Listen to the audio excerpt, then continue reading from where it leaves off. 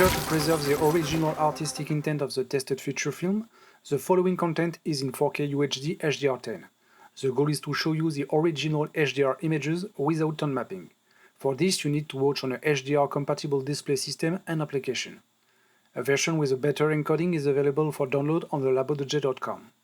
Follow me on Twitter, Instagram and Facebook. Please feel free to subscribe, like and share if you like this content. This content is presented by HD Movie Source, online retailer of Blu-ray and Ultra HD Blu-ray.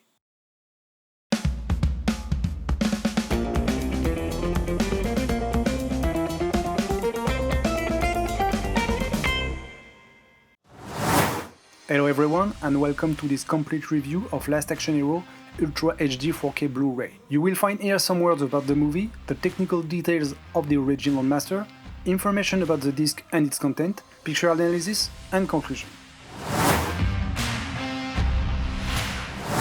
Last Action Hero is an American movie from John McTiernan from 1993. John McTiernan, who made Predator, Die Hard, Hunt for the Red October, Die Hard with a Vengeance, and The 13 Warriors, among others. If I had to summarize this movie, it would be awesomely enjoyable.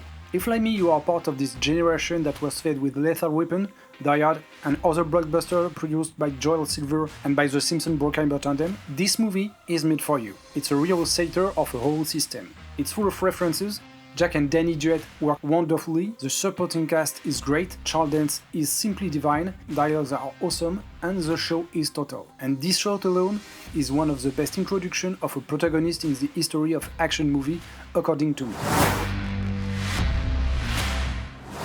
Technically, the film was shot in 35mm, with Panavision Panaflex Millennium XL2 and Panavision ENC series lenses. The film was shot in anamorphic. This consists in optically compressing the image during the recording to record more information on the film. During the projection, it will be decompressed to deliver a much larger image. We recognize the characteristic elements of this anamorphic optics by the presence of many flare and bokeh oval shapes. This film is presented to us with a ratio of 2.39:1, so you will have black bars at the top and the bottom of the image. This is a 4K remastering. Regarding the audio, the film was released in theaters with 70mm 6 tracks, SDDS and Dolby SR. This edition contains two discs, a 4K UHD disc including this film with HDR10, the encoding is in HEVC 10 bits, and the standard version for 2010 in Rec 709 8 bits. In the audio section, we find a new English mix in 7.1 Dolby Atmos, which will be a real festival for your surround speakers. An English tracks DTS HD Master Audio 5.1, an English DTS HD Master Audio 2.0, a Czech track in Dolby Digital 5.1, a French Parisian version in DTS HD 5.1, a Canadian version in Dolby Surround, a German version in DTS HD 5.1, an Hungarian and Polish version in Dolby Digital 5.1, a Spanish version in DTS HD 5.1, a Spanish Latin American version in Dolby Digital 5.1, and a Thai version in 2.0.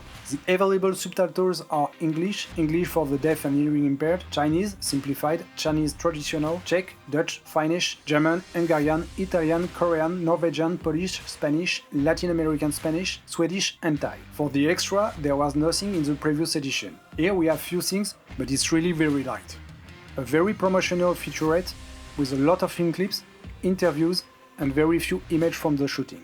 Deleted scenes with alternative ending, AC/DC's Big Gun clip, an audio commentary by the director, and a trailer. Regarding the menu, it's very minimalist. Where we have film clips on the previous edition, here we have the strict minimum, which is a fixed image.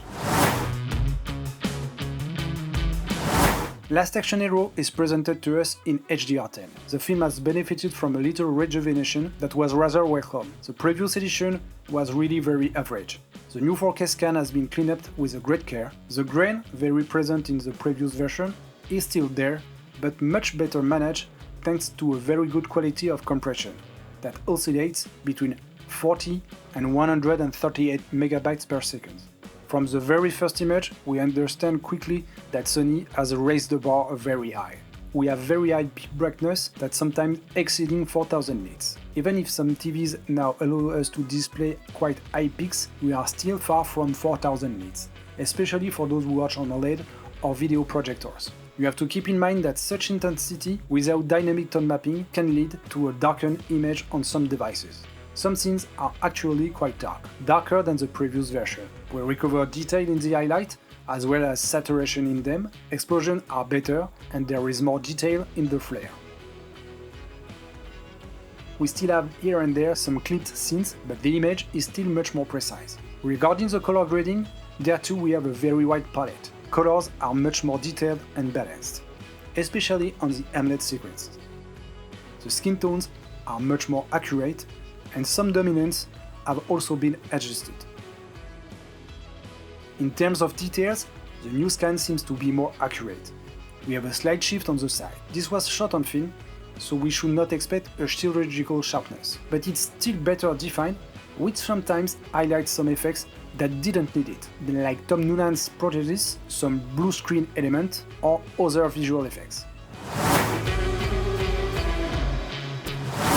In conclusion, a very good picture quality far superior to the previous version, a superb Atmos track in English, weak bonuses but which have the merit to exist, 2 minimalist menus, and an absolutely beautiful steelbook which make this new edition a must-have.